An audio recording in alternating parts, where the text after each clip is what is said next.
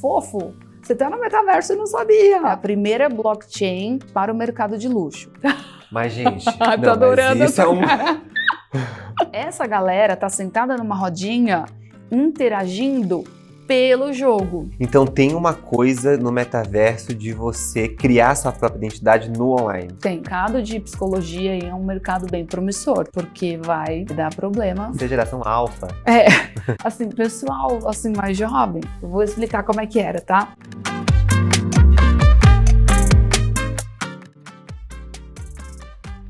Olá, eu sou o Matheus Mariano e esse é o Devex, sejam muito bem-vindos. O tema de hoje é tecnologia. Se você não sabe tanto quanto eu, junte-se a nós, que hoje o papo vai ser... Vamos tentar aqui esclarecer bastante coisa sobre NFT, metaverso, blockchain, Web3, influenciadores digitais. E minha convidada de hoje é Maia Machazo. E seja muito bem-vinda, muito obrigado por ter topado participar. E vamos lá, 7º episódio do Devex.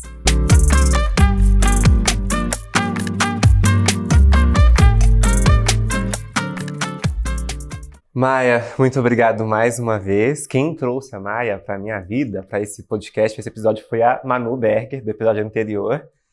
Enfim, um encontro ali esperado para a gente conversar bastante sobre um tema que é complexo. Vamos tentar simplificar, né? Vamos tentar simplificar. Então, primeiro eu queria agradecer muito o convite, é um prazer enorme estar aqui. Fora esse nosso cenário, né? Enfim, muito inspirador. E eu também trouxe o livro que eu escrevi junto com o Felipe Moraes sobre metaverso, trouxe para você. Obrigado. Espero que seja uma leitura super enriquecedora. Vai ser, viu? É uma linguagem simples do livro. O objetivo é realmente trazer para as pessoas em geral, não pessoas com conhecimentos específicos sobre tecnologia ou qualquer coisa assim, o conhecimento sobre isso que a gente está vivendo. E tem de tudo, né? Tem todos os tópicos que a gente vai abordar aqui hoje. Tudo, Web3, tem até 5G, tem tudo. Tem. Então eu queria que você começasse se apresentando um pouquinho, por favor, contando pra gente. Quem é Maia Machazo? Quem é Maia Machazo? Que pergunta difícil. Mas minha formação é em moda e eu sou da época do offline, tá? Moda. Moda. Eu sou formada em negócios da moda pela Anhembi Morumbi. Legal. Que na época que eu fiz era a única faculdade que tinha um curso voltado para negócios. A maioria era curso voltado para criação, né? E eu já queria ir mais para essa área de marketing, de moda e tal, né? Mas, enfim, teve todo um processo de amadurecimento interno de cursar uma faculdade de moda. Então, antes eu fiz relações internacionais, porque eu tinha que ter uma formação de verdade. Então, vou colocar aqui entre aspas, porque na minha época, a faculdade de moda não era faculdade. Era como era visto assim, mais ou menos, no mercado. Então, vou fazer uma faculdade de verdade, depois eu faço uma faculdade que eu quero, mas eu já, no meio das relações internacionais, já sabia que meu negócio era moda mesmo. E então eu fiz em Morumbi e depois, quando eu terminei a faculdade, eu já estava trabalhando no mercado há muito tempo. E eu fiquei muitos anos na Editora Abril fazendo produção de moda, né? E era total offline, então era a produção como a maioria das pessoas conhece, né? A gente vai para a rua, pega peça na assessoria de imprensa, na marca, tem uma reunião de pauta onde a gente define qual vai ser o tema do editorial, depois vem a editora de moda, edita os looks, tem o stylist, a gente fotografa e depois isso vai para a banca. E o processo ali era assim, quando a revista ia para a banca e alguém pegava a revista, ai que lindo isso, quero comprar, tá? Porque eu sou negócios, lembra? Então eu quero vender, tá? Aí a pessoa tinha que ir lá no final da revista, olha de que marca que é, aí tinha um telefone, nem tinha site muito nessa época, e aí ligava nesse telefone, às vezes era o telefone do showroom da marca, e aí o showroom, a marca era, sei lá, no Paraná, e aí falava, estou em São Paulo, a gente tem 10 multimarcas aí que vendem a marca, não, mas você sabe quem que tem a jaqueta que está no editorial? Não sei.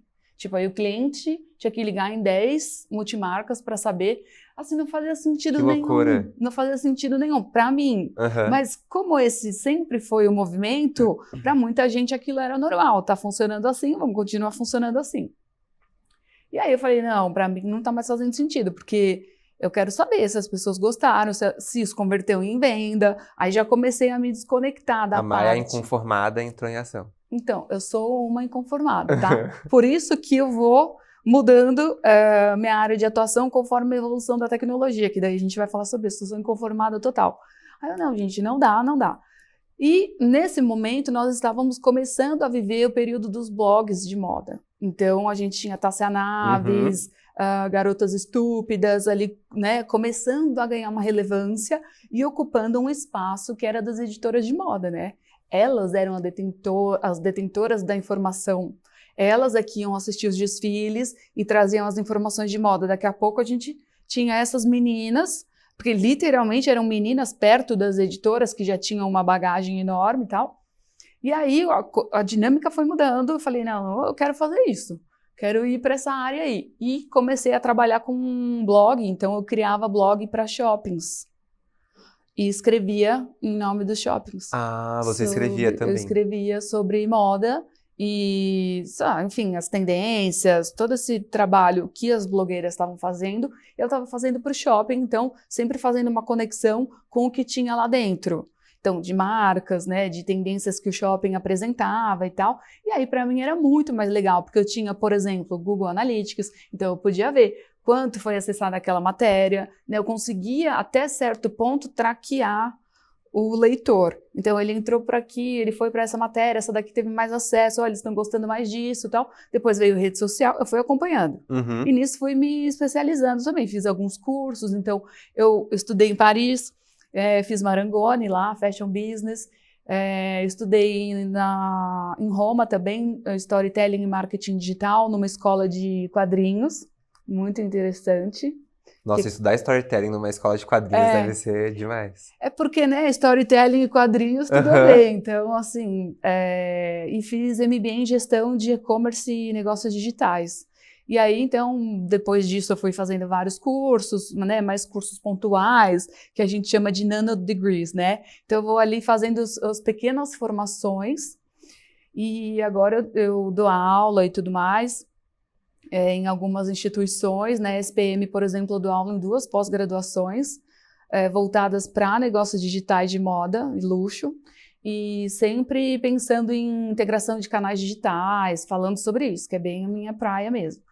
E cá estou, para a gente conversar e daí a gente entrar no metaverso, que daí foi só a evolução de canal, né, de canal de comunicação, canal de consumo, até chegar no metaverso. Eu acho que assim como eu falei com a Manu, tem todo um preparo teórico, mas também tem muito prático, né? Tem muito prático. Tem muito prático. Currículo... É assim, o meu trabalho é um olho na tecnologia, tá? Então, assim, sempre olhando tendências de tecnologia e um olho no comportamento.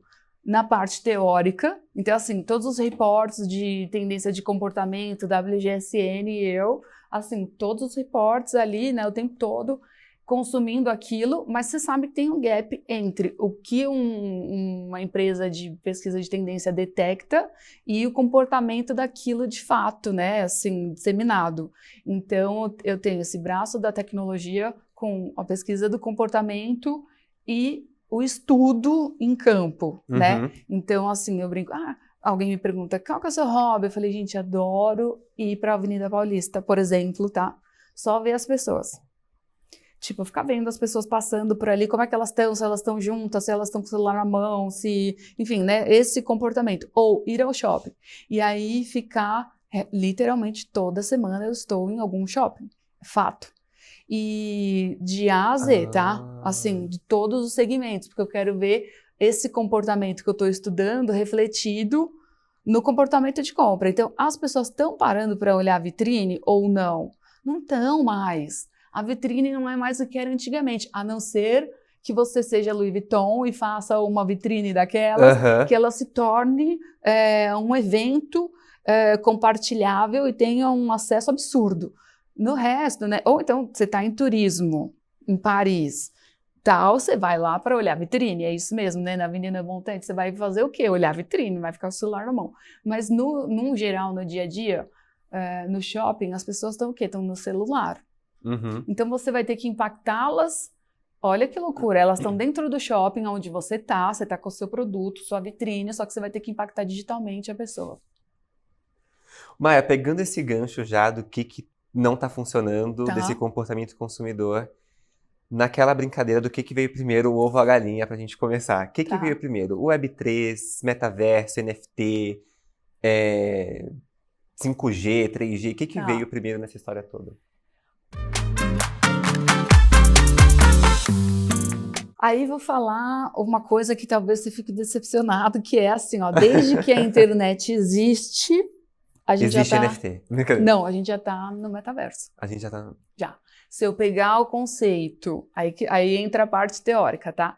O que é metaverso? Então, primeiro... Então a gente vai começar pelo metaverso. Vamos começar pelo metaverso, que é para já dar uma bugada de cara. Estamos no metaverso desde sempre. O que vai mudar, tá? É o nível de interação que nós temos nesse metaverso. Então, como é esse metaverso, o que ele possibilita? Então, quando a internet começou a se tornar doméstica, aí nós estamos falando mais ou menos de 94, por aí, tá? Que a gente começou a ter internet em casa. Aqui no Brasil ou no Brasil? Tá, Brasil. Vou tentar sempre puxar para o Brasil, tá? Por quê? Porque se a gente se comparar com a China, a gente vai encontrar comportamentos muito diferentes em relação ao digital, em relação ao acesso. Então, no Brasil, a gente tem 220 milhões de habitantes, né, resumidamente.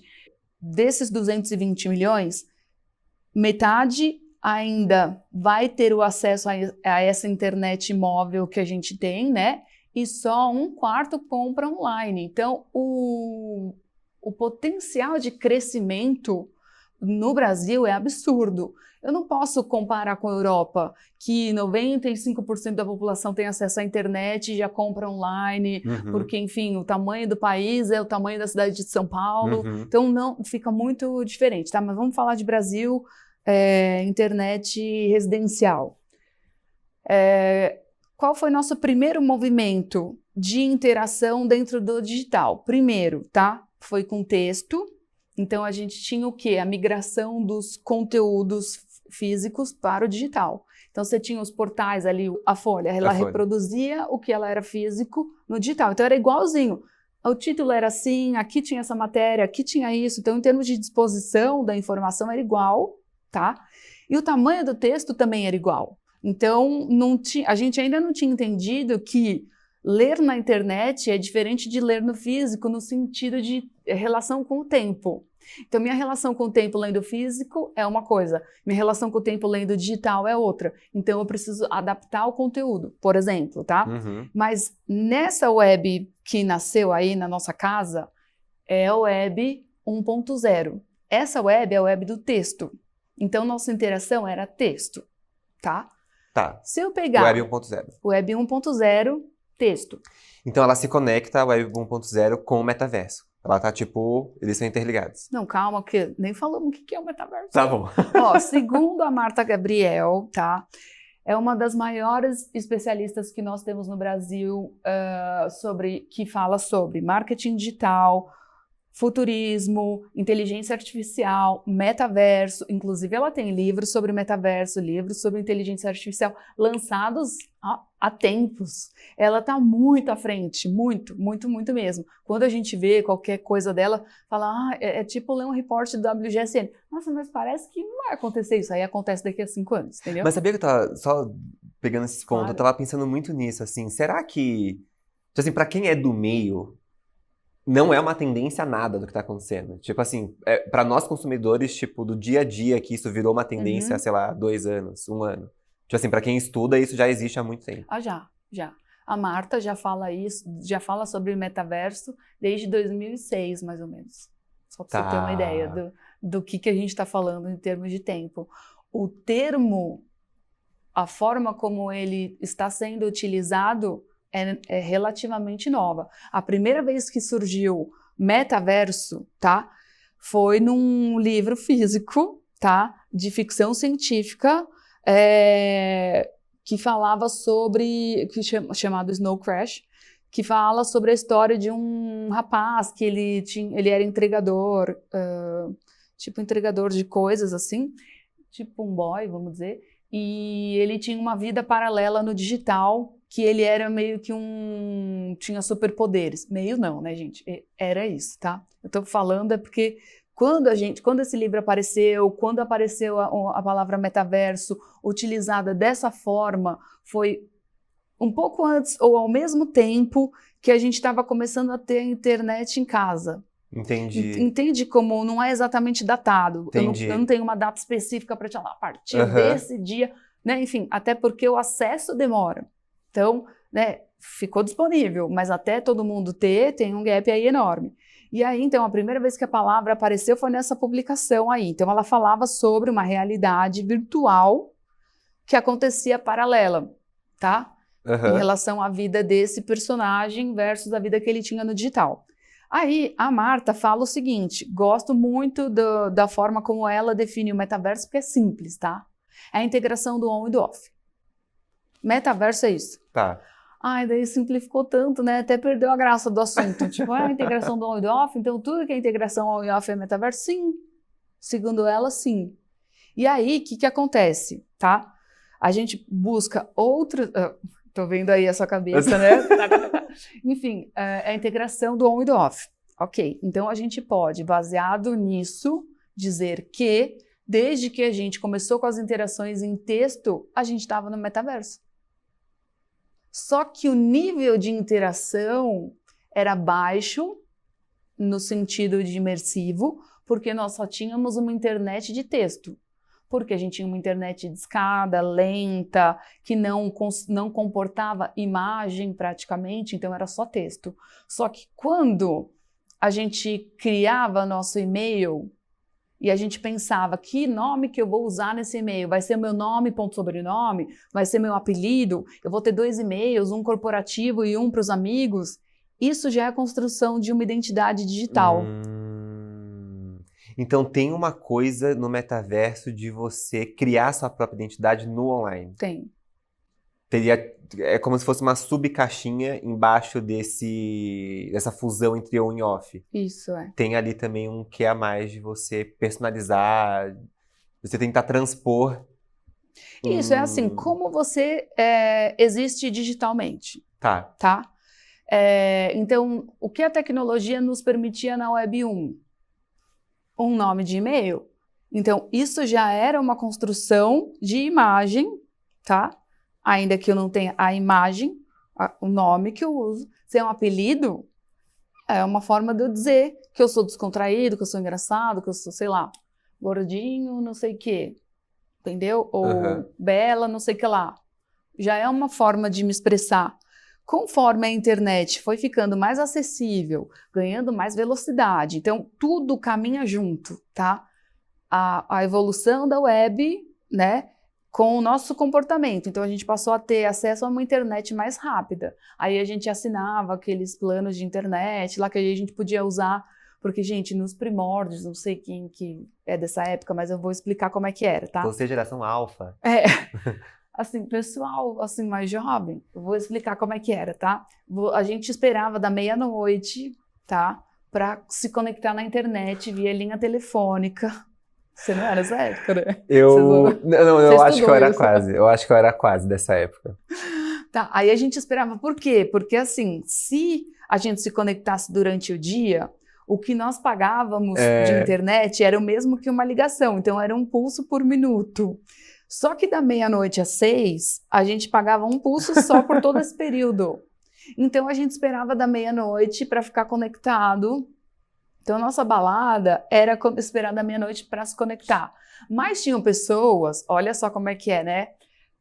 Que a gente pode falar sobre o que é acesso e luxo na internet. Tinham pessoas que tinham uma linha telefônica só para a internet. E que elas tinham muito dinheiro e elas podiam se conectar durante o dia e tal, não tinha esse problema. Então, isso já era, né? Estar num outro patamar e ter acesso a uma internet que a maioria não tinha. E aí, enfim, assim a gente foi evoluindo, surgiram alguns planos de internet que a gente podia contratar, e aí a gente podia entrar durante o dia, e a internet foi ficando mais rápida, os computadores foram acompanhando a necessidade de transacionar mais dados, né? Porque tudo tem que andar junto, não adianta eu ter internet se eu não tenho a máquina. A gente vai falar sobre isso depois em plataformas de metaverso, por exemplo. Tudo tem que acompanhar. Então, o meu comportamento, então a gente passou a ficar mais tempo na internet, aquilo começou a fazer mais sentido para a gente, as marcas começaram a estar lá, as pessoas começaram a estar lá, porque se as pessoas não estão, por que eu vou estar, né? Então, tudo tem que estar sincronizado, né? E aí, a gente passou, depois de alguns anos, para um momento que nós chamamos de Web 2.0, que é uma web que já transaciona imagens e vídeos. Então, ela já é bem mais rápida, nossos computadores são bem mais rápidos, e é a web da interação, da rede social, da criação. Então, ela chega, tipo, por volta de 2008? 2006, por aí. Tá, por aí. Que é quando começam as redes sociais. Então, começa o Orkut, a gente já tá na Web 2, tá? Que aí a gente já tem fotos, perfis, o senso de comunidade mais claro para nós, né? Porque aí começa também isso, a construção do senso de comunidade, porque mais pessoas já estão na internet, os grupos, não sei se você lembra ou não, mas tinham umas páginas, não era página exatamente no Orkut que chamava... Comunidade? Comunidade, Acho que era comunidade. A comunidade, então várias comunidades e você se conectava com pessoas ali através dessas comunidades, que é tipo, né, eu não gosto de cebola, sei lá, tinha umas comunidades bem assim, né? É muito isso. Muito isso. E aí, o que nós chamamos de Web 3, que é o que nós estamos nesse momento, é uma web descentralizada. Tá. Nossa, queria muito saber disso. Eu tava vindo pra cá ouvindo um podcast do BOF, do The Business of Fashion, que eles falam muito isso. Centralizado, descentralizado, centralizado. Eu fiquei muito... O que é o centralizado e descentralizado? Descentralizado, Então, vamos lá. Daí a gente já vai começar mais nesse papo de metaverso, blockchain, NFT, cripto, tudo, porque isso tudo faz parte da... Isso, é tudo junto. É difícil eu conseguir falar de uma coisa sem falar de outra. Tá? Mas vamos entender que essa divisão que a gente faz, Web 1, 2, 3, tá ligada ao nosso comportamento, evolução da tecnologia, né? E a entrada de pessoas na internet, porque só faz sentido tudo isso que a gente está falando se várias pessoas estiverem lá dentro. Não adianta nada eu montar uma plataforma, tá? Onde pessoas vão interagir se ninguém entra. Né? Então, se meus amigos não entrarem e eu não estiver pronta para fazer amizades digitais, então também não faz sentido nenhum, né? Uma coisa tem que acompanhar a outra. Por isso que a gente está... em alguns lugares, migrando da 2 para 3, porque não é todo mundo que já está nesse nível, entende? Às vezes não tem nem o recurso tecnológico, nem a internet. Uma coisa é a gente falar de São Paulo, outra coisa é a gente pensar no Brasil todo. Tá, entendi. Tá? Mas assim, vamos pensar em São Paulo. Para a gente ir para o que a gente tem de mais tecnológico, pensando assim no momento no Brasil, né? Então, onde muitas pessoas têm acesso à internet boa, muitas já têm 5G, então, né, isso possibilita que a gente transacione dados e vídeos e conteúdos em velocidade e qualidade muito alta, né? Então, assim, muito similar ao real. A gente usa quase todo o potencial do Web3. Isso, a gente explora bastante. Não, a gente usa todo o potencial da internet que a gente tem. Tá. Calma. Tá. Vamos por partes. Então tá, essa Web3, ela é marcada então pela descentralização e pelo nível de imersão que a gente consegue ter, tá? Porque ela passa para o físico. Como assim? Como assim? Nós temos óculos, né, de realidade virtual, onde a gente consegue se transportar para outros lugares. Então eu posso estar aqui sentada, colocar um óculos e passear pela praça, né? Isso é totalmente imersivo, tá? Esse é um alto nível de imersão que a internet nos possibilita, tá? Que a Web3 trouxe para nós. Tá. Até então a gente não tinha tecnologia para isso, né? A gente não era meio tosco o negócio. Não, eu fiquei pensando agora, o Snap é super isso. Né, super isso, verdade, é mesmo. Assim, o Snap você tem filtros, que o Snap eu acho que eles investem muito mais em filtros do que no Instagram, por exemplo. Então no Snap você já tem muitos filtros há anos, que você consegue colocar máscara, que você consegue colocar, sei lá, eu sempre vejo ações da Magalu, que sai, tipo, confete das suas costas. Tá. É muito mais imersivo do que o Instagram, por exemplo. É muito mais imersivo, verdade. E assim, isso existe há muito tempo. Há muito tempo, né? Desde, sei lá, desde 2012, 10, 11, por aí.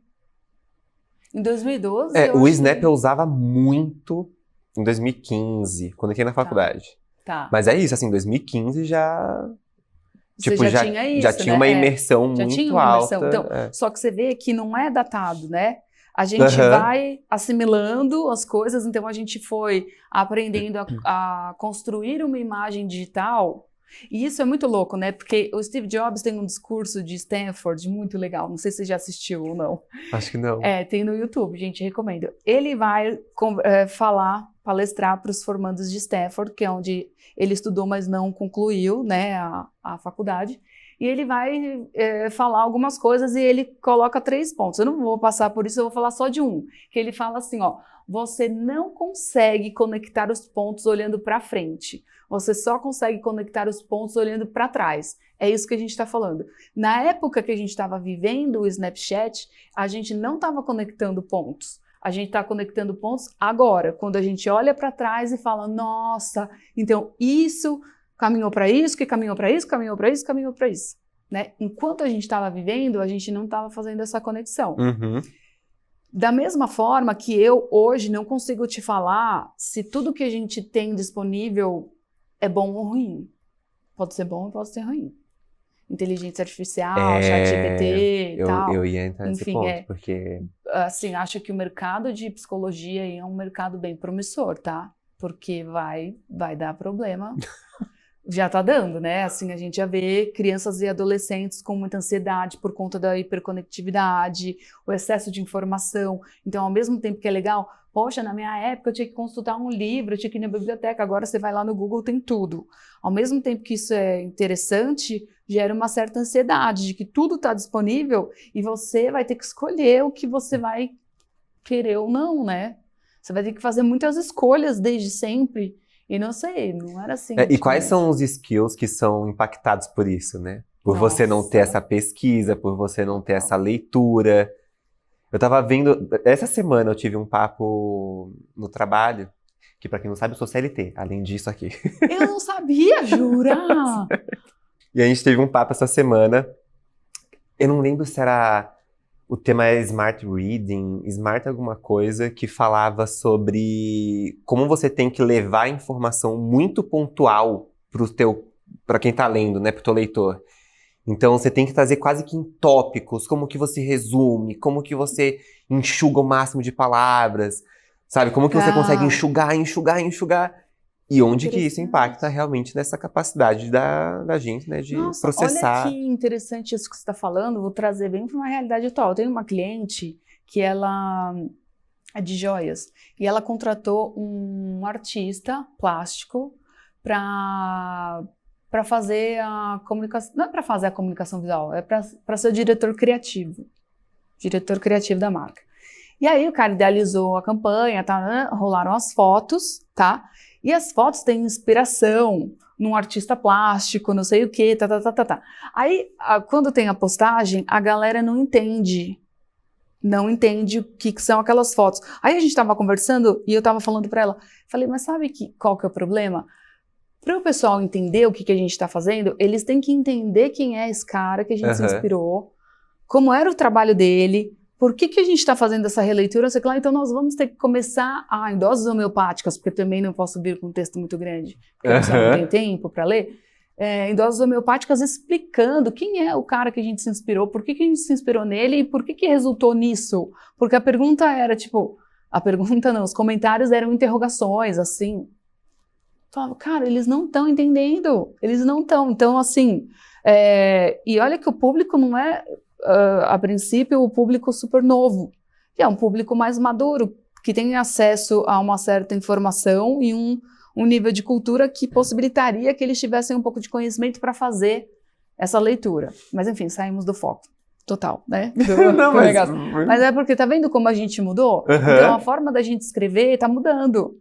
Agora, nesse exato momento, talvez eu não consiga ligar os pontos, mas daqui a 5 anos eu consigo. Eu falo, olha, tá vendo? A escrita mudou, Perfeito. a forma de construção do pensamento, da frase, da compreensão, isso vai impactar direto no ensino, né? Na forma como as instituições vão trabalhar essa passagem do conhecimento de uma pessoa para outra, que nem sei mais se vai chamar professor, como é que vai ser, porque todo mundo tem acesso, né?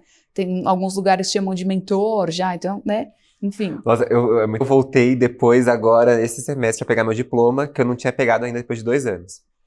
E eu tava conversando com uma pessoa que ficava na biblioteca, e ela falou, cara, o pré-pandemia e o pós-pandemia, ela falou assim, são 2 tipos de alunos completamente diferentes. Ela falou assim, depois da quarentena, ela falou, qualquer canto que você for, você vai ver aluno dançando no TikTok. Ela falou que tinha um sino na biblioteca que conforme você ia aumentando o tom de voz, ele ia apitando. Aí se você gritava, ele apitava muito. Ela falou que tiveram que tirar isso, porque os alunos ficavam filmando. Mentira, virou fazendo TikTok até o negócio. E é muito louco, porque assim, eu estudei a faculdade inteira com aquele negócio apitando, quando você falava alto. Tá. E aí veio uma nova geração, depois de tipo 1 ano, muda tudo. E ela fica falando para filmar o negócio. Aí tiveram que tirar. Que louco, gente. É uma loucura. Nossa, Mas então, tudo é conteúdo, né? Também tem isso. Então, assim, isso daqui é um super conteúdo.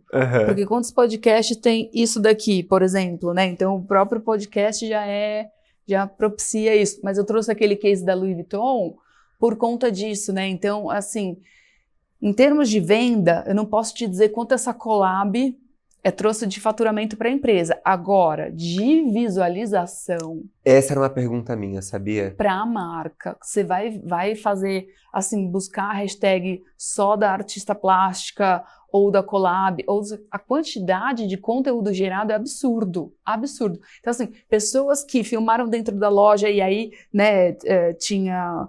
essa loja tinha em vários lugares, tinha no Japão, tinha em Paris. Com essa última collab que a Louis Vuitton fez. É muito instagramável, então teve nos Estados Unidos, e aí aquilo, quantas pessoas sequer entraram na loja, mas filmaram porque era incrível, porque todo mundo é creator, né?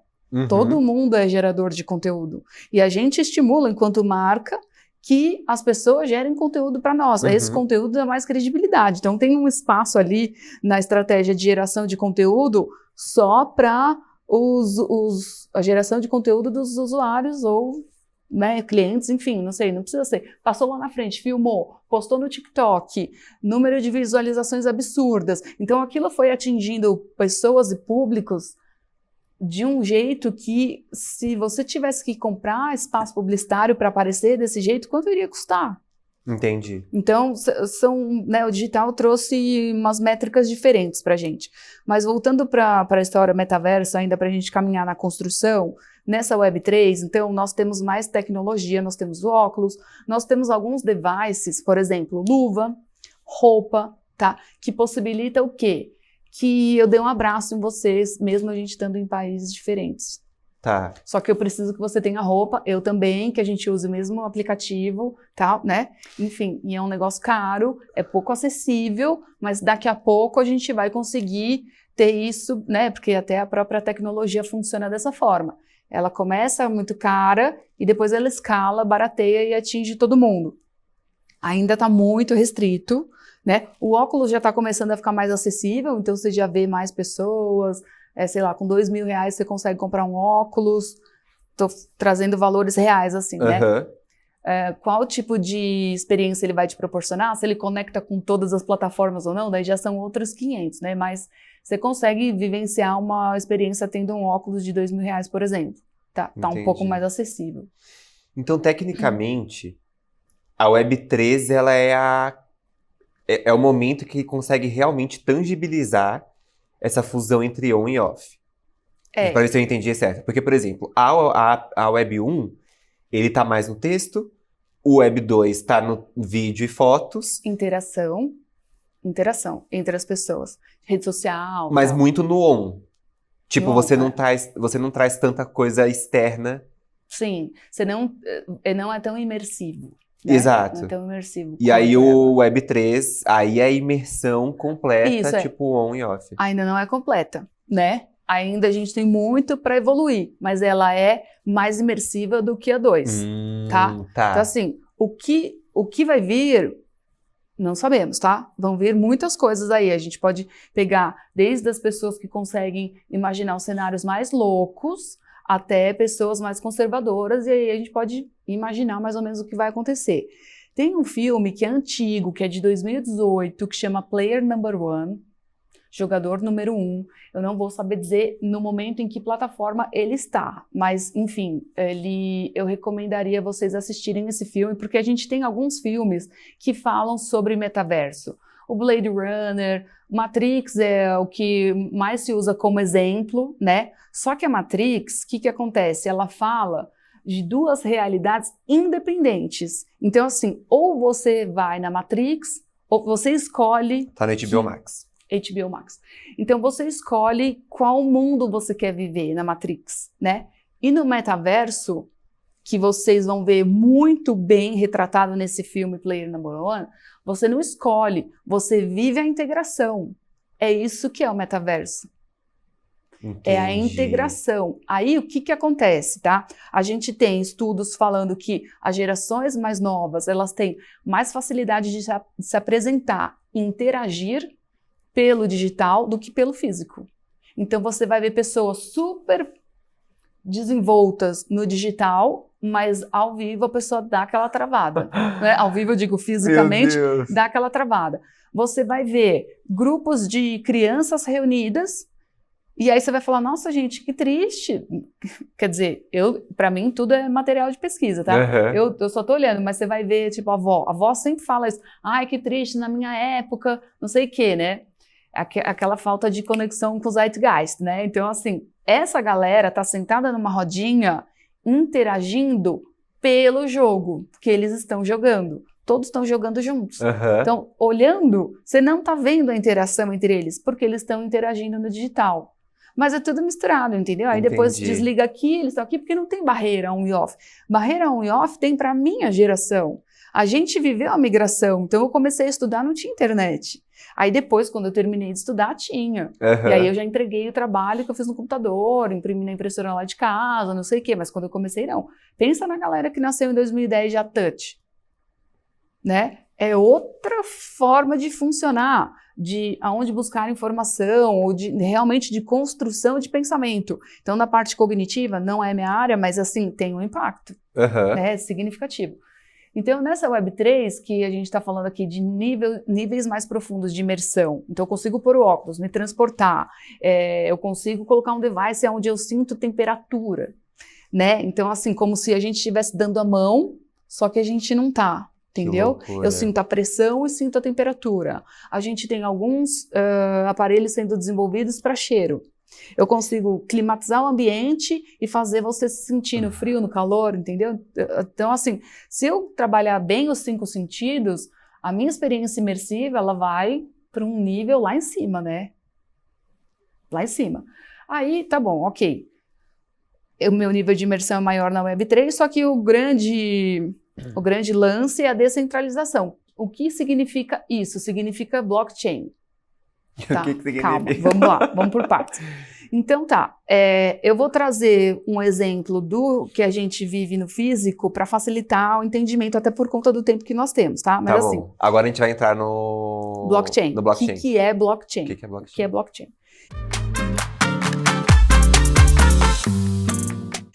É uma tecnologia, tá, que permite que a gente faça registros de transações digitais, tá? De forma descentralizada. Por quê? Porque eu já tenho isso de forma centralizada. O banco não registra minha transação digital. Eu não entro lá no Internet Banking e ele faz o registro. Aí vamos supor que deu muito ruim e aí alguém entrou com um processo contra mim e pediram quebra do meu sigilo bancário e aí o Itaú, sei lá, tem que passar todo o meu extrato de todas as transações, não sei o quê. Porque ele é o proprietário. É centralizado porque a posse desses dados está sobre uma instituição. Uma instituição, isso, exatamente. Aí vamos supor, deu muito ruim. Aí pedem quebra de sigilo de e-mail de alguém. Aí o Google tem que dar, né? Quando, sei lá, dá algum problema, tá, né? Ele tem que, então, a informação está centralizada na empresa, ela armazena aquilo. Eu entendi. Entendeu? Ela armazena aquilo. No blockchain, o que acontece? É muito legal e muito perigoso. Depende do como a gente vai fazer o uso disso. Então, imagina que uma pessoa inventou isso, é real, tá? Uma pessoa inventou isso e inventou como é que isso iria funcionar, tá? Então, vai ser assim. Ao invés de eu ter um servidor de um proprietário, todo mundo que quiser fazer parte da rede vai ser proprietário da informação. Então, a informação estará com todo mundo. Quando ela está com todo mundo, ela não tem um dono. Calma, eu vou desenvolver mais para facilitar a compreensão. Por enquanto, está meio intangível. Aí, ele criou a blockchain ligada ao Bitcoin. Então, você tem uma blockchain... Gente, quem inventa esses nomes, ô Maia? Cara... Pelo amor de Deus, Maia. Não é brasileiro, a galera é muito louca. Mas assim, ó, mas faz sentido, o bit, o coin, né? Tipo, dos bytes e do coin da moeda. Tá. É uma moeda digital. Até que, tipo, apesar, né? Mas a gente tem outros nomes, a gente tem diversas criptos, diversos blockchains, enfim, tá? Mas vamos falar dessa primeira, tá? Dessa primeira blockchain que está vinculada ao Bitcoin. Então ele falou o seguinte, quero criar uma moeda, tá? Digital.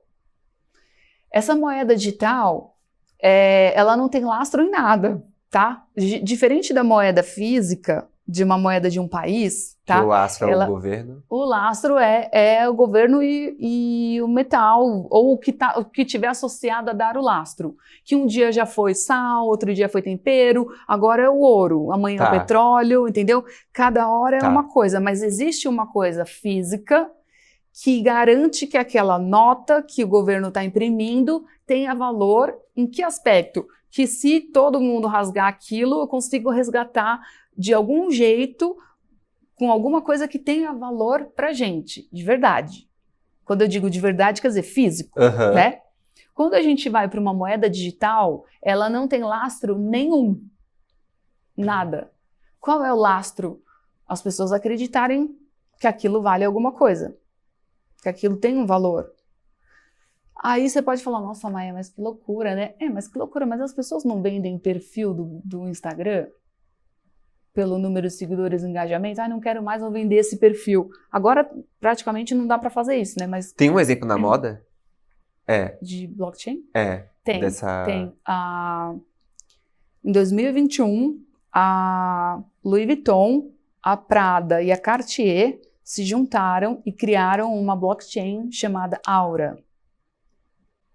É a primeira blockchain exclusivamente para o mercado de luxo.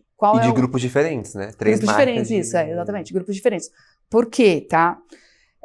Porque eles querem que os itens das marcas de luxo, todas, tá? Porque a ideia deles é que todas as marcas de luxo façam adesão a essa blockchain. E você tenha registro de todas as atividades, desde das matérias-primas. Então, tá, você consegue rastrear tudo. Então, vamos supor, tá? Louis Vuitton comprou o couro da fazenda tal. Aí tem o registro dessa transação na blockchain. Aí você consegue acompanhar. Já existe esse rastreio, né? Via o próprio site. Existem alguns aplicativos voltados para a moda sustentável que falam sobre os processos, e aí tem os fornecedores e tal, mas é meio obscuro, tem alguns que a gente não sabe, ele só pega uma parte e tal. Qual é o objetivo dessa blockchain? Que todos os produtos do mercado de luxo tenham um registro dentro da blockchain das suas etapas, tá? Para que a gente consiga tanto fazer o rastreio da matéria-prima, tá? E aí, fazendo o rastreio, eu consigo saber de quem ele comprou, quando, tal, né? Não sei se por quanto, mas enfim, eu consigo saber algumas informações. E quando o produto estiver lá na ponta, que eu acho que É difícil dizer porque eu não estou lá dentro para entender a cabeça, tá? Mas quando eu vi isso pela primeira vez, qual foi a minha percepção, tá? Porque eu sou uma pessoa que estuda muito o mercado second hand de luxo. E aí eu falei, cara, tá aí um jeito deles conseguirem rastrear os produtos, porque até então, como é que o mercado de luxo se comporta frente ao second hand? Não tem nada a ver. O meu negócio é o relacionamento com a primeira venda, tá? Então, assim, eu quero que você vá até a minha loja, eu efetue a primeira venda e a gente estabeleça um relacionamento. A partir da segunda venda desse item, a marca não tem controle nenhum. Mas, gente, Tô adorando mas isso é um... Aí, calma, vai ficar mais complexo e mais interessante. Então o mercado de luxo não tem controle nenhum, ele não sabe quem vendeu para quem, nem por quanto, nem quanto de produto falsificado está rolando por aí, nem eu sei se eu comprei um produto falsificado, porque quem garante? A marca não garante, ela só garante o produto que você tirou novo da loja. A partir da revenda, você vai ter que contar com a boa-fé de algumas empresas que utilizam algumas estratégias. Existem algumas empresas que fazem verificação, enfim, que dão laudo de autenticidade, não sei o que e tal. Enfim, existe esse mercado, tá? Só que, com o blockchain, quando você faz o registro de um item lá dentro, você, toda vez que ele for vendido, você é acionado, você sabe que ele foi vendido, porque você é o proprietário do item. Mas então, aí você é obrigado, tipo, a colocar essa informação em algum lugar? Ou ele rastreia, tipo... Então, calma, vou tentar explicar de um outro jeito, peraí. Tentando até fazer uma associação com a questão do cartório. Nossa, a pirâmide da Birkin acabou. Então... Você que comprou sua bolsa falsa. Exatamente. Você que não comprou agora, a ideia, acabou. Ou compre agora, ou não compre nunca mais, porque a ideia vai ter aquela bolsa que você quer. A ideia é essa, é você realmente ter o controle, mas não só ter o controle, é a Hermès ganhar sobre cada vez que a Birkin é vendida, entendeu? E quantas vezes a Birkin é vendida? Não se sabe. Tem uma média aí no mercado de que o item ele é vendido mais ou menos 7 vezes. Ah, é? É, mais ou menos, tá? Mas, Maia, vamos voltar nesse ponto. Vamos. Eu acho que eu não entendi como que a Hermès, por exemplo, vai ganhar com essa venda. E também não entendi, tipo, como que ela vai saber que ela foi revendida. Tá. Quando você é o proprietário do item digital, tá? Então, na verdade é o seguinte, o item digital, vou colocar aqui entre aspas, ele não precisa existir fisicamente, ele pode ser só um registro. Vou dar um exemplo, tá? Para facilitar. Quando a gente compra um carro, a gente tem que ir lá no cartório assinar presencialmente o livro de registro. Então, o que acontece? Vamos supor, nós dois, tá? Eu vendi meu carro para você. Aí, nós podemos ir juntos, ou cada um vai lá no cartório, mas a gente tem que ir lá e a gente tem que assinar um livro do cartório. Então, quem garante que aquela transação é verdadeira é o cartório, que ele recebeu como é que fala? Um aval para de que ele é uma instituição que pode validar transações. Então tá, eu vendi meu carro para você, tá lá no livro do cartório que eu assinei, que eu vendi. Aí tem lá, né, no documentinho o valor pelo qual foi vendido, carimbo, não sei o que lá. Aí vamos supor, eu encontro você na rua e falo, você tá andando com o meu carro? Não, você me vendeu, tá aqui, ó. Ah, mas eu vou entrar na justiça. Aí o que a justiça vai fazer? Ela vai lá ver não, mas peraí, essa transação aqui foi verificada pelo cartório e tal. Aí vai lá, abre o livro, vê a transação. Não, Maia, você não pode contestar, você vendeu o carro, tá aqui, ó, você assinou o negócio, então acabou, né? Tá garantido que eu fiz a venda para você. Ah, então tá, vamos desfazer a venda? Eu não quero mais vender, você não gostou do carro, não sei o quê. Ah, vamos. A gente pode ir lá no cartório e falar, então, cartório, a gente vai desfazer a venda? Vai lá no livro e passa o liquid paper? Não. A gente tem que criar uma nova transação, que é uma transação onde agora você vai vender para mim, tá? E aí eu vou lá no livro, a gente assina de novo, e aí amanhã, se der qualquer problema, o que vai acontecer? Você vai ver o registro, vai lá no cartório. Não, o cartório validou a transação, ele teve aqui, ele assinou presencialmente, então Não faz louco, entendeu? Tipo, você assinou, tá aqui, né? Tá garantido a transação. A gente levou isso para o digital, só que de forma descentralizada. Então não tem um cartório, tem uma blockchain. E como que faz essa validação das transações? Porque várias pessoas estão dispostas a participar dessa blockchain. De que forma? Fornecendo capacidade transacional do seu HD, tá? Lembra aquela história do servidor do Google, que é dele, o servidor do Google? Uhum. Então, a blockchain não tem um servidor. Então, eu preciso que cada um... Tá na nuvem. Tipo, tá na nuvem. Tá. É que a nuvem é de alguém, entendeu?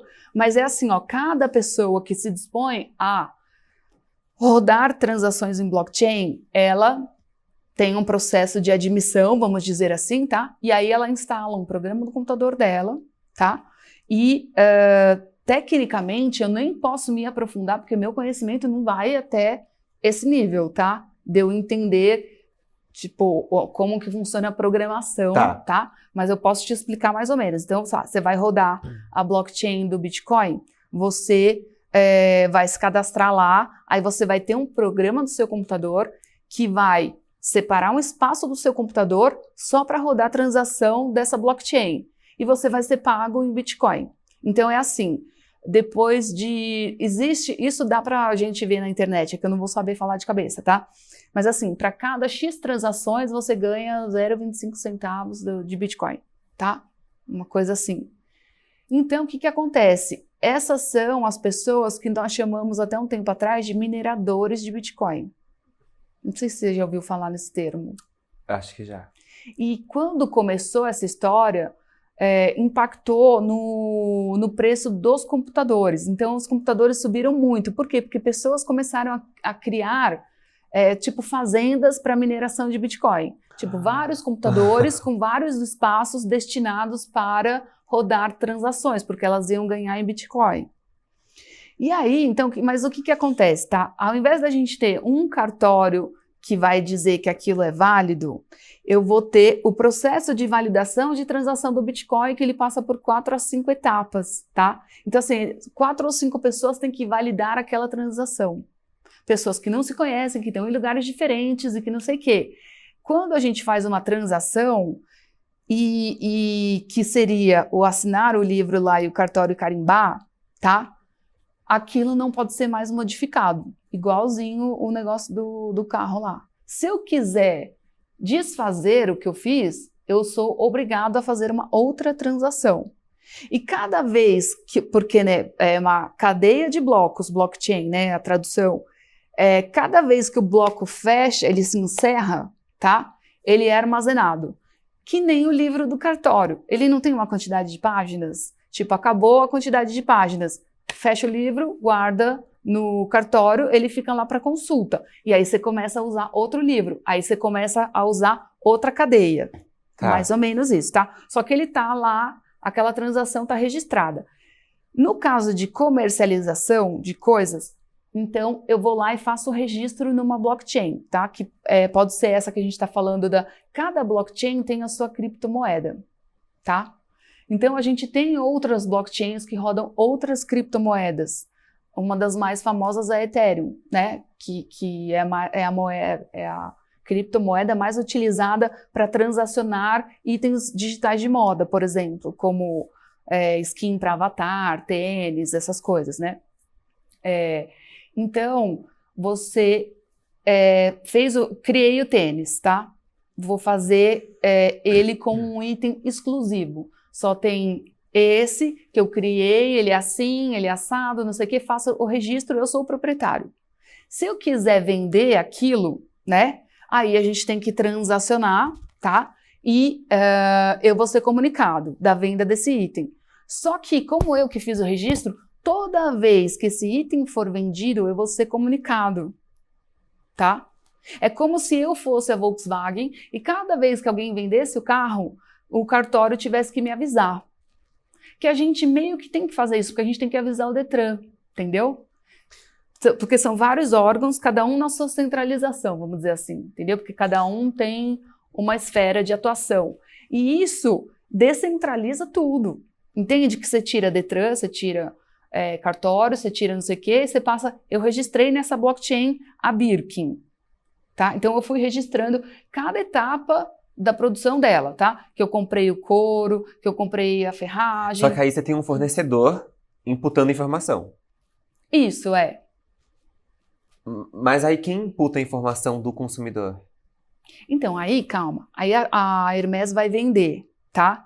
Aí ela vai vender para você. Aí ela vai falar assim, esta transação, tá? Ela será feita aqui normal, como nós estamos acostumados, e também, que a Hermès não tá na Aura ainda, tá? Mas na Louis Vuitton. Essa transação, ela será feita pela Aura Blockchain, tá? Então, aí o que acontece? Ela vai colocar lá, ela vai imputar as informações. Eu vendi essa bolsa para o Matheus, tá? A única coisa que eu não tenho certeza é sobre valor, tá? Assim, se você, porque você consegue ocultar, as transações em blockchain, elas são por número de wallet, entendeu? E não por nome, que nem CPF, que nem a gente está acostumado, entendeu? Tá. Então, é uma carteira. Tipo, é para alguém, entendeu? Você diz o valor do produto mesmo. E da a pessoa, transação. eu não sei quem é a pessoa que comprou, Ah, entendeu? tá, entendi. Eu não sei quem é, eu sei um número. Eu sei uma sequência de números e letras que transacionou aquilo, entendeu? Entendi. E aí, por quê? Porque o objetivo também da blockchain é eu poder transacionar sem ter que aparecer. O que é maravilhoso para lavagem de dinheiro, por exemplo, entendeu? Quando você começa a pensar no lado obscuro da coisa, ele é ótimo para isso, entendeu? Porque ele não é rastreável. Você não consegue saber o caminho exato, tá? De cada coisa, tipo, né? Enfim, você consegue até, no caso da Aura, ela está desenvolvendo essa blockchain, porque, tá? Além dela querer ser tecnológica e faz total sentido, mas por quê? Porque daí ela consegue entrar no mercado de second hand de uma forma totalmente diferente. Não, eu estou entrando só porque eu quero garantir que você não vai consumir o item falso, mas na verdade ela está ganhando, porque quando ela faz o registro do item na blockchain, ela define se ela vai receber royalties ou não por cada vez que aquele item for vendido. Mas quem paga o royalties? Aí é como se fosse tipo o corretor de imóveis lá, né? Então, na transação, você sabe que... Então, vamos lá. Eu vou vender a bolsa para você. Provavelmente é você que vai pagar o royalty. Então, do tanto que transacionar, uma parte vai para royalty e uma parte vai para quem você está vendendo. Tipo, eu que estou vendendo para você, né? Entendi. E aí, ela passa a ter uma participação que... Enfim, que fica... É que falando desse jeito, falando que fica mascarado, parece que é uma coisa oculta, tá? Sendo que, na verdade, é o seguinte, vamos falar sobre o mercado de second hand? Ele existe, ele movimenta cada vez mais e mais. Como que uma marca de luxo pode entrar no mercado de second hand sem abalar os pilares da exclusividade, né? Ou outros pilares que ela trabalha tão fortemente enquanto marca? Porque senão vai ser uma questão não mais de relacionamento e sim de preço. Vou comprar usado que é mais barato, entendeu? É interessante esse ponto, porque, por exemplo, a Valentino fez isso, né? Se eu não me engano, eles abriram uma loja em Milão em que você consegue levar as suas roupas antigas e eles revendem para você. Mas essa é uma outra forma de você entrar no mercado second hand, Sim. Que é, assim, muito interessante. Porque... Obviamente deve ter um investimento muito alto financeiro, né, por parte dessas marcas, mas eu não sei, eu fico com a impressão de que é uma informação tão valiosa você saber, tipo, para onde tá indo os seus produtos depois que ele sai da loja. Porque exato. Eles têm isso só, né? Informação de a Birkin saiu. Eu tenho ali todas as informações, né? Você dá o seu passaporte, ali na hora vai comprar, nananana. Enfim, dali para diante, não se sabe. Então, assim, eu, Maia, já comprei uma Birkin e passei para frente. Nem sei para quantas outras pessoas... Eu tenho um cadastro, tá? Que não serviu para nada, entre aspas, porque não entrou em contato comigo. Foi comprada na França e tudo mais. Mas, sei lá, nem sei aonde foi parar essa bolsa, por quantas pessoas ela já passou, eles também não sabem. E por quanto foi vendido, porque assim, na época que eu vendi, comparado com hoje, dá vontade de chorar. Dá vontade de chorar. Porque hoje tá ultra valorizado, né? Então, assim, você tá andando ali com um carro no braço, né? E na minha época não era assim, tá?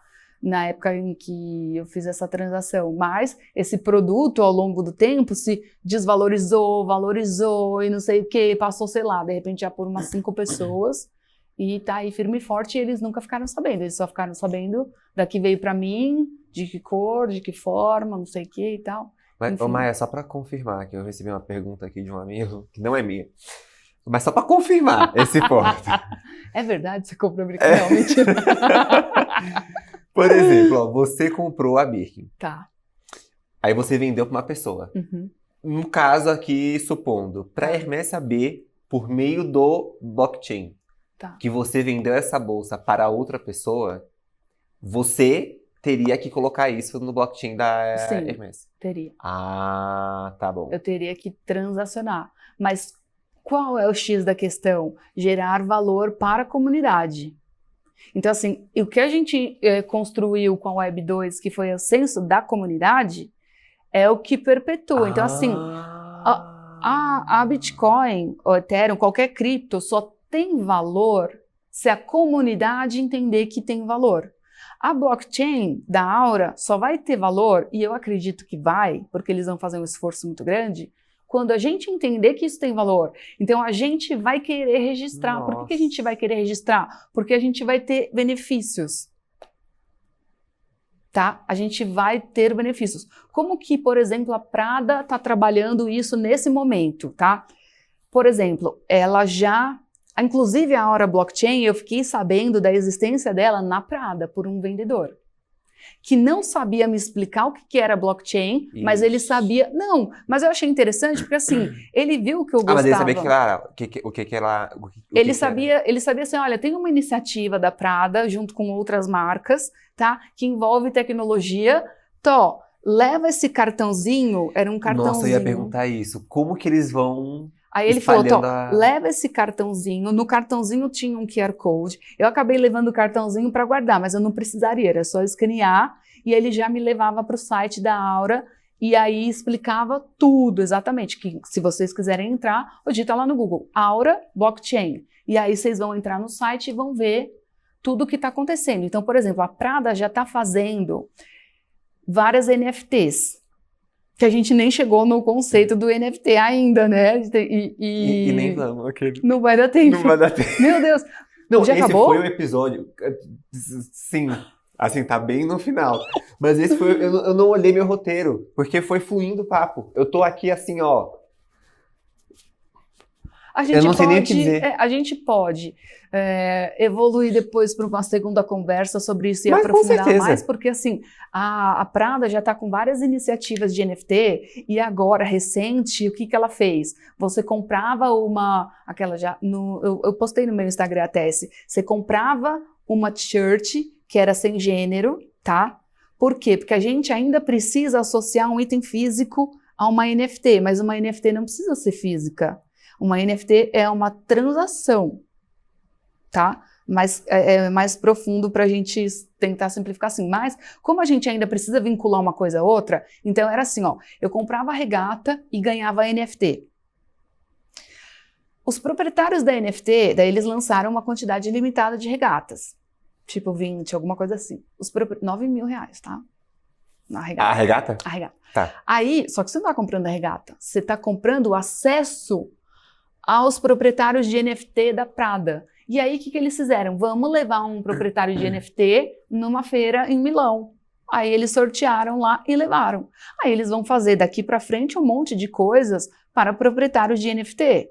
Isso cai aonde? Naquele negócio de clube. Lembra antigamente que você comprava o título do clube e aí no clube você tinha um networking e não sei o que lá? Então, no fundo, o que o Steve Jobs fala da gente conectar olhando para trás, cara, não é isso. Tipo, não é uma atualização do título do clube, então, da forma como a marca está usando. E aí, por eu ser parte do clube, então eu tenho acesso à primeira fila, eu tenho acesso a ter informação primeiro de alguma coisa, eu tenho alguns benefícios exclusivos, como ir até a feira, alguma palestra, alguma coisa. Então, assim, a gente está levando primeiro, né, pro digital experiências físicas, e o mercado de luxo está fazendo isso de uma forma incrível, porque o mercado de luxo sempre foi retardatário em adesão digital, e aí quando você fala de metaverso, eles foram os primeiros, tá? E assim, para o trabalho que eles fazem, que é um trabalho de construção de relacionamento, eles estão fazendo muito bem, eles estão construindo relacionamento com um pessoal de 6, 8 anos, como estando presente nos games, nas plataformas imersivas, né, de metaverso. E aí, quando essa pessoa tiver poder de compra de item físico, provavelmente ela vai comprar daquela marca que ela já se relaciona, que ela foi relevante. E se ela tiver um comportamento de não comprar mais no físico, só no digital, ela continua, desde que a marca, claro, né, continue evoluindo, como eles estão fazendo, por enquanto, assim, muito bem, a estratégia está incrível. Olha... Não sei nem o que dizer. Olha, lembrando da Werneck aqui, Maia, você me enlouquece, Maia. Você... Pelo amor de Deus. Era o objetivo. Então, tá, era esse. Era agora uma explosão de informação que a gente vai tentar conectar baseado no que a gente já viu, ouviu falar. E aí, daqui a um tempo, a gente bate um segundo papo. Não, a gente vai ter que bater um segundo papo. Que faltou NFT. Eu queria saber muito sobre as plataformas, influenciadores digitais. É verdade, nem falando disso. Sustentabilidade, como que ações de sustentabilidade podem usar dessas ações digitais. Mas enfim, chegou ao fim. Quero agradecer a Maia mais uma vez. Espero muito que todo mundo tenha gostado desse papo. Foi maravilhoso, foi um passadão Enfim, deu pra entender bastante. Assim, eu que sou bem leigo, consegui entender bastante como que funciona. E é isso, Maia. Muito obrigado. Se tiver alguma consideração final, vão ver o livro da Maia. Gente, estou à disposição. Realmente passou muito rápido. Não deu para controlar. Na verdade, a gente foi entrando em algumas conversas e aí que é complexo. impactou né, enfim, da gente não conseguir falar sobre algumas coisas, mas acho que a ideia era tentar simplificar e trazer para o tangível isso que algumas pessoas estão falando como se fosse muito distante, e a gente já está vivendo. Então, há muito tempo. Há muito tempo. Muito antes da gente imaginar. Então a Marta Gabriel, só para fechar, ela fala: fofo, você tá no metaverso e não sabia. Faz tempo, faz muito tempo, você sempre esteve no metaverso. É que agora a gente tem níveis diferentes de imersão, mas é isso. Obrigada. Eu que agradeço. Bom, vamos seguir a Maia, vamos seguir o Devex também, fazendo favor. E muito obrigado, até a próxima.